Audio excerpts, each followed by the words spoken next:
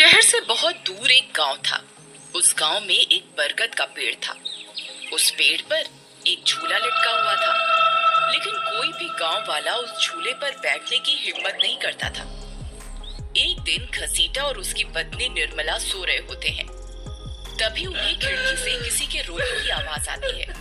इस वजह से घसीटा की नींद खुल जाती है।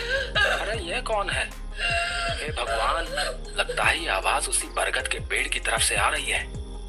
अरे निर्मला, जल्दी उठो, देखो ना, आज फिर से वही रोने की आवाज आ रही है। हे भगवान, ये रोने की आवाज तो उसी झूले की तरफ से आ रही है। तुम डरो नहीं, मैं अभी देखता हूँ। फिर घसीटा खिड़की की तरफ जाता है तो उसकी आंखें फटी की फटी रह जाती हैं। उसे झूले पर एक औरत दिखाई देती है। उसने सफेद रंग की साड़ी पहनी होती है और रो रही होती है। अरे निर्मला, जल्दी यहाँ आओ, देखो झूले पर कोई बैठा हुआ है। फिर निर्मला भी जल्दी से खिड़की की ओर जाती है और उस औरत को देखने लगती है। अजी, ये वही चुड़ैल तो नहीं जिसने इस झूले पर अपना कब्जा कर रखा है? तुम्हारा दिमाग खराब तो नहीं हो गया? वो सिर्फ एक औरत है। अजी, भला रात के 2 बजे कौन पेड़ के नीचे झूला झूलता है? अब तुम रुको, मैं अभी बाहर जाकर देखता हूँ। अरे रुको रुको, तुम्हारा दिमाग खराब तो नहीं हो गया जो खुद मौत के मुंह में मरने के लिए जाना चाहते हो? मैं आपको कहीं नहीं जाने दूंगी। तभी वह चुड़ैल अचानक से गायब हो जाती है। ये सब देखकर वे दोनों डर जाते हैं। अरे मर गए रे, ये तो गायब हो गई।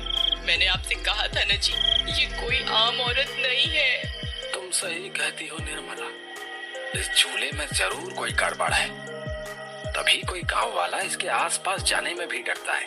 अजी, आज तक तो हमने इस झूले के बारे में सिर्फ अफवाहें ही सुनी थी। आज तो अपनी आंखों से देख लिया। मैं अब इस घर में और नहीं रहने वाली। फिर अगले दिन निर्मला का भाई अपनी पत्नी के साथ शहर से उसके घर आता है। अरे निर्मला बहन, तुम कहाँ हो? अरे भाई, आज तुम्हें अपनी बहन की याद कैसे आ गई? बस ऐसे ही बहुत दिन हो गए थे, तो मैंने सोचा अपनी प्यारी बहन से मिल लूं आज। फिर वे लोग पूरा दिन हंसी मजाक करके बिता देते हैं। और फिर रात होने पर, बबलू भाई, तुम नीलू के साथ इस कमरे में सो जाओ, हम साथ वाले कमरे में सो जाते हैं। और हाँ, तुम्हें किसी चीज की जरूरत हो तो मुझे बता देना। फिर इतना बोलकर निर्मला अपने कमरे में सोने के लिए चली जाती है। फिर कुछ देर के बाद नीलू की नजर खिड़की के बाहर उस झूले पर पड़ती है। अजी, इधर आइए, वो देखिए, वो पेड़ के नीचे एक झूला लगा हुआ है। हमारे शहर में तो ऐसा कहीं देखने को नहीं मिलता। चलिए ना, मेरा बहुत मन है झूला झूलने का। चलिए ना। अरे रुको रुको, अभी तो रात हो गई है, सुबह होते ही झूल लेना, अभी सो जाओ। फिर इतना बोलकर बबलू सोने चला जाता है, लेकिन नीलू उसी झूले को देखती रहती है। अजी सुनिए ना, चलिए ना, मेरा बहुत मन है।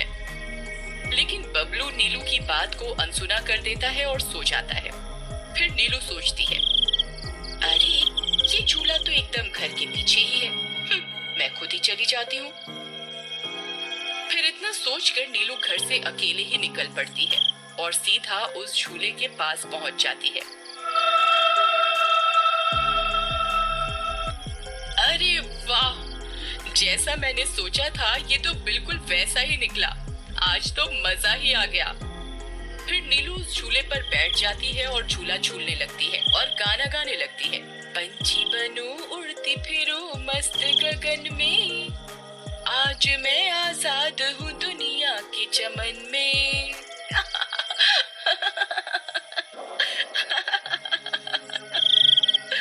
अरे वाह। फिर नीलू कुछ देर रात खुशी खुशी झूला झूलती रहती है। अरे वाह, आज तो मजा ही आ गया। चलो अब घर चलती हूँ। अगर इनकी नींद खुल गई तो ये बहुत नाराज हो जाएंगे। फिर जैसे ही नीलू उस झूले से उतरने लगती है तो उसे महसूस होता है कि किसी ने उसे पकड़ कर रखा है और वो झूले से नीचे नहीं उतर पा रही।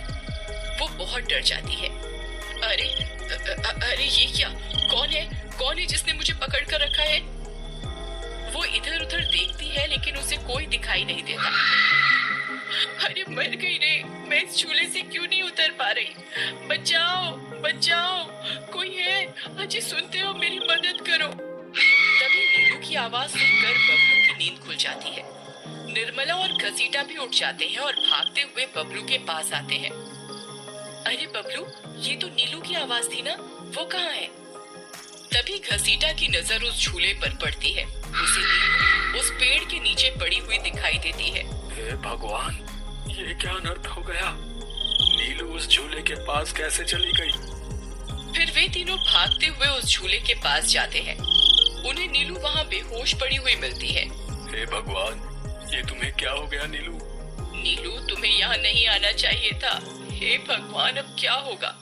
फिर वे सब लोग वापस अपने घर आ जाते हैं और सुबह होने पर नीलू को होश आता है। नीलू, तुम ठीक तो हो ना? आज के बाद कभी उस झूले के पास नहीं जाना। उस झूले पर किसी चुड़ैल का साया है। ठीक है दीदी, मैं आज के बाद उस झूले के पास कभी नहीं जाऊंगी। फिर रात होने पर सब सो रहे होते हैं। तभी नीलू की नींद खुल जाती है। उसकी आंखें लाल हो जाती हैं और उसके पैर उल्टे हो जाते हैं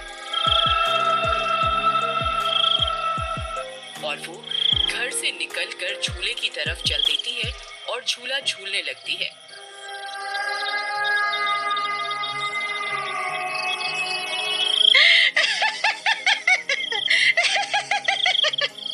उसकी हंसी सुनकर उन सबकी नींद खुल जाती है।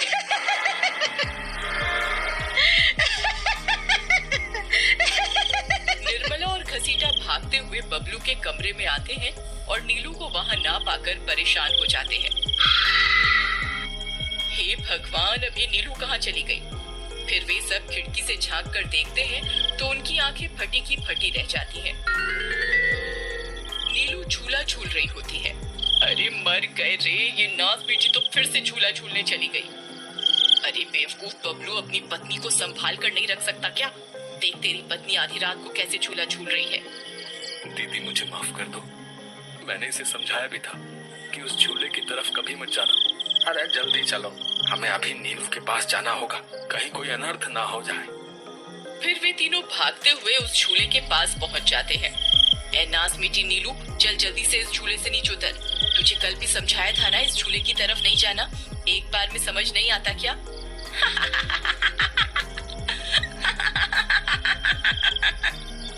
जरा इसके पैरों की तरफ तो देखो। अरे मर गए रे, ये तो चुड़ैल बन गई है। अरे मर गए रे, मेरी बीवी तो चुड़ैल बन गई। अब क्या होगा? अरे भागो रे भागो, सब अपनी जान बचाकर भागो। अरे मैं तो जीते जी विधवा बन गया। अरे मेरी बीवी तो चुड़ैल बन गई। फिर वे तीनों वहाँ से भाग जाते हैं। तभी उन्हें रास्ते में कुछ गांव वाले मिलते हैं। अरे घसीटा भाई, क्या हुआ? इतनी रात गए, कहाँ भागे जा रहे हो? अरे भाई, इसकी पत्नी नीलू शहर से आई थी और रात को वो बरगद के पेड़ के नीचे बंधे झूले पर झूला झूलने चली गई। अब उस चुड़ैल ने उसके शरीर पर अपना कब्जा कर लिया है।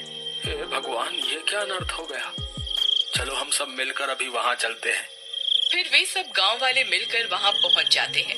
नीलू अभी भी झूला झूल रही होती है। ए चुड़ैल, बस बहुत हो गया। तूने हम गांव वालों को बहुत परेशान किया है। तेरी वजह से कोई भी रात को इस रास्ते से गुजरने की हिम्मत नहीं करता था। लेकिन बस आज तेरा खेल खत्म करके ही रहेंगे। चलो भाइयों, आज इस चुड़ैल को जिंदा नहीं छोड़ना, बता रहे हैं।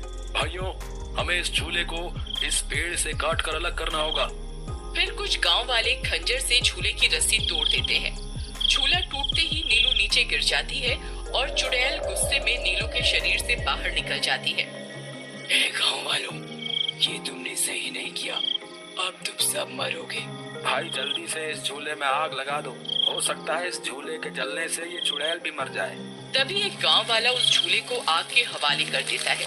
उस झूले में आग लगते ही वह चुड़ैल भी तड़पने लगती है और कुछ ही देर में वो भी जलने लगती है। मैं किसी को जिंदा नहीं छोड़ूंगी। अरे अरे मर गई रे गांव वालों, मैं तुम्हें जिंदा नहीं छोड़ूंगी। मैं वापस आऊंगा।